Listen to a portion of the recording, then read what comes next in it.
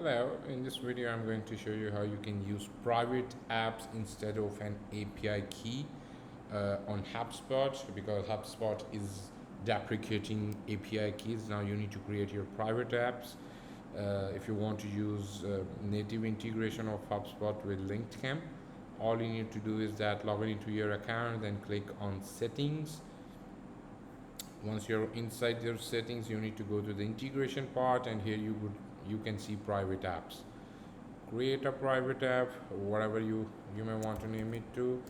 So we can call it an example app, let's say. Then in the scope section, you need to provide the scope for contacts. So make sure you are providing these things over here, the contacts. And then after that, once you're done with that, click on create app.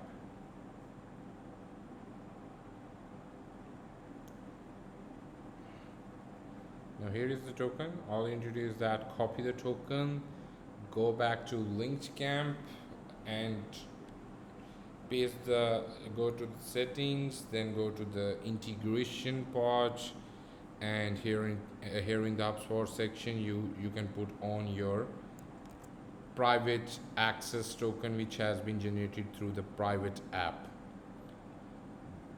That's pretty much it about the integration, and you would be able to see the logs over here as well.